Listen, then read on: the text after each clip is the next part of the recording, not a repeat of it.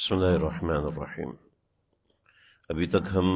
جو انتقال اور قبر کے حوالے سے جو اہم مسائل اور رسومات ہیں ان کا ذکر پڑھ رہے تھے۔ چند ایک باتیں جو کہ قرآن مجید کے متعلق بدعات کے نام سے ہمارے ہاں رسومات کے نام سے ہمارے معاشرے میں رائج ہیں، دراصل وہ درست نہیں ہیں، ان کا ذکر ہے۔ احسن الفتاوی میں مفتی رشید احمد صاحب نے مسئلہ لکھا ہے کہ فی نفسی ہی قرآن کریم کی تلاوت ایصال ثواب کے لیے یا خیر و برکت کے لیے بلا شبہ بہت اہمیت رکھتی ہے، مگر آج کل لوگوں نے اسے ایک رسم بنا لیا ہے کہ قرآن مجید کی تلاوت کے لیے اجتماع کا اہتمام کرتے ہیں اور اسے ضروری سمجھتے ہیں، اسی طرح دعوت وغیرہ کا التزام کرتے ہیں۔ یہ سب امور بدعت کے زمرے میں آتے ہیں، یہ جائز نہیں ہے۔ آج کل ہمارے زمانے میں مہندی سے پہلے بچوں کو مدرسے سے بلاتے ہیں یا رشتہ دار مل کے بیٹھتے ہیں، سارے مل کے قرآن مجید کی تلاوت کرتے ہیں، پھر مولوی صاحب کو بلاتے ہیں، وہ سب کو دعا کراتے ہیں، مولوی صاحب نکل جاتے ہیں، اس کے بعد ڈیک چل جاتے ہیں اور سب اچھل کے سب جناب اٹھ کے گانا اور یہ وہ سب اور مہندی لگائی جاتی ہے۔ یہ قرآن کے ساتھ نمبر ایک تو مذاق ہے کہ پہلے قرآن خوانی کریں اور اس کے بعد اللہ کی نافرمانی کریں، اور دوسری بات یہ ہے کہ یہ ایک الگ سے بدعت ہے۔ جیسے ہندو لوگ اپنے پنڈت کو بلاتے ہیں، کچھ رسومات کرواتے ہیں اور پھر اپنا ناچ گانا، ایسے مسلمانوں نے اہل کفر کی نقالی میں یہ کیا ہوا ہے۔ تقاریب کی افتتاح پر جناب دکان کا افتتاح ہونا ہے، وہاں پر بیٹھ کے سب لوگ تلاوت کریں گے، اس کے بعد کھانا چلے گا، یہ بدعت ہے، درست نہیں ہے۔ ہاں کوئی بندہ دکان کھولتا ہے، شروع میں اپنے بیٹھ کے تلاوت کرے، چند رشتہ داروں کو بلائے، مدرسے سے بچے بلاتے ہیں، وہ سب مل کے تلاوت کرتے ہیں، پھر تو خود تو پڑھنا نہیں ہے اور خود یا زیادہ لوگ ہیں نہیں تو چلو ٹھیک ہے، لیکن خود پڑھنا نہیں ہے، بس دوسرے آ کے تلاوت کرے، ان کو کھانا کھلائے، تو ایک رسم ہے، یہ عبادت نہیں ہے۔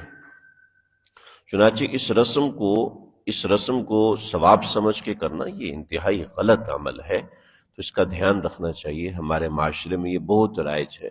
بس قرآن سے منسوب کوئی بھی چیز ہے بس وہ ضروری ہے، درست ہے، ایسا نہیں ہے۔ ایک بات۔ دوسری، امداد الفتاوی میں حضرت تھانوی رحمۃ اللہ علیہ نے مسئلہ لکھا، احسن الفتاوی میں مفتی رشید احمد صاحب نے لکھا کہ تلاوت میں قرآن کریم کے ختم پر مٹھائی کی تقسیم کی کوئی شرعی بنیاد نہیں ہے، اسے باعث ثواب سمجھنا بھی جائز نہیں ہے۔ اس کو ہمیشہ کرنا اور کسی حال میں اس کو نہ چھوڑنا اور اس کے لیے لوگوں سے چندہ وصول کرنا یہ درست نہیں ہے۔ اب چاہے وہ دلی طور پر تیار ہوں یا نہ ہوں، یہ ناجائز ہے۔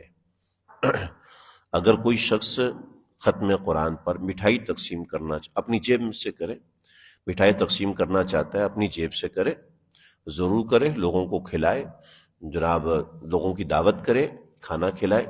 لیکن پوری مسجد سے جناب چندہ ہوگا۔ ہماری مسجد تو چھوٹی ہے، یہاں ایک بندہ دو بندے کر لیتے ہیں،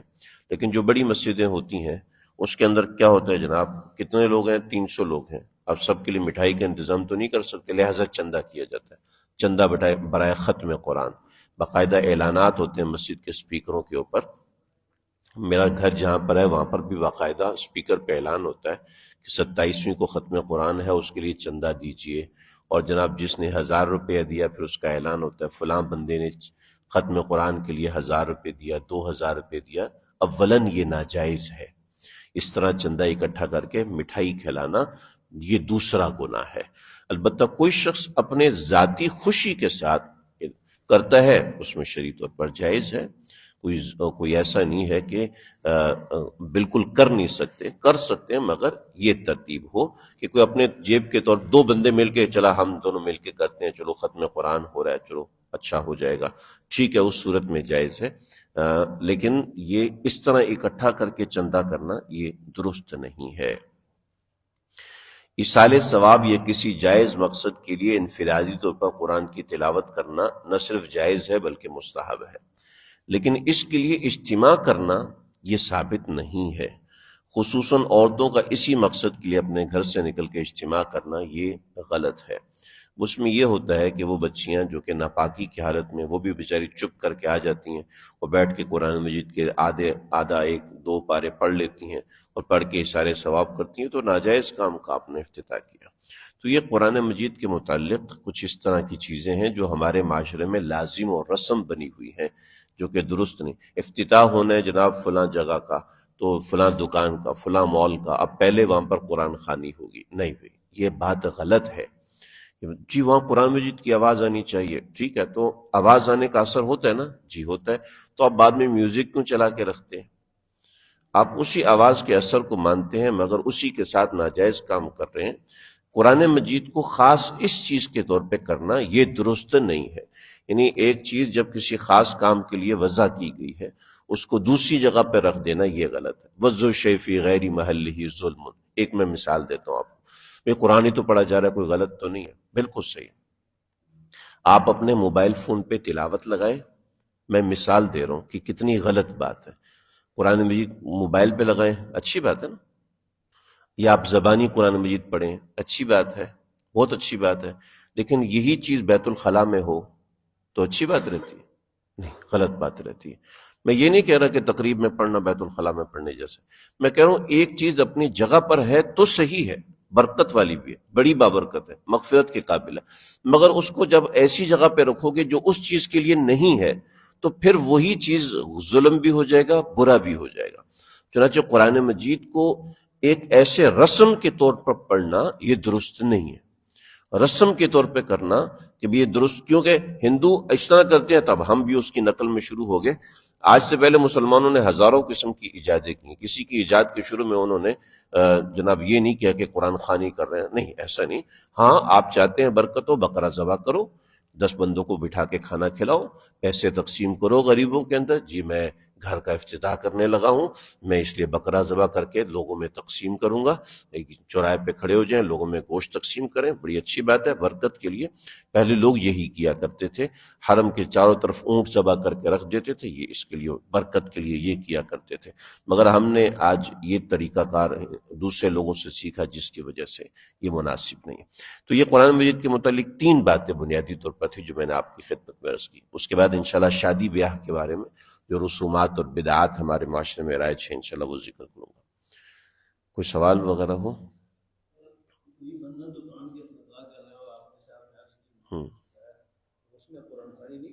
نہیں قرآن خوانی نہیں، یہ میں نے احسن الفتاوی کا خاص طور پہلے میں حوالے نہیں پڑھتا، آج اس لیے پڑھا کہ یہ ہمارے معاشرے میں بہت رائج ہے، تو یہ درست نہیں ہے۔ ہاں خود بیٹھ جائے، خود بیٹھ کے تلاوت کرے، صحیح ہے، اپنے بچوں کو بٹھا لے، مدرسے سے بچے بلائے جا رہے ہیں وہ بیٹھ کے تلاوت کر رہے ہیں، یہ تو یہ کہاں، ہاں گھر میں بھی یہ خود بیٹھ کے تلاوت کریں، خود بیٹھ کے تلاوت کریں۔ اچھا اس میں مدرسے کے بچے بلاتے ہیں، اس میں تو 2 قرآن ختم کر رہے ہیں، 1 قرآن ختم کرنا ہے، یہ ایک بڑی قبیح اور غلط قسم کی چیز ہے۔ اپنے گھر کے لوگ بیٹھے ہیں، ہاں بھی 3 صفحات پڑھ لو، 4 صفحے پڑھ لو، جتنا پڑھ سکتے ہو پڑھو، نیچے قرآن پورا کرنا ہے، پورا کرنا ہے، یہ لازم کر دینا کسی بھی چیز کو جو کہ نفل ہے، جو کہ مستحب عمل ہے، اس کو لازم کر دینا یہ فی نفسی درست نہیں ہے۔ تو اس قرآن خوانی میں اس نوعیت کی قباحت ہوتی ہے، جی تو اس وجہ سے حضرات فقہا نے منع، ٹھیک ہے جی جی جی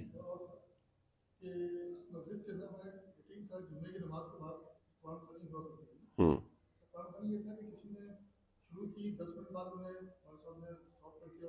ہوں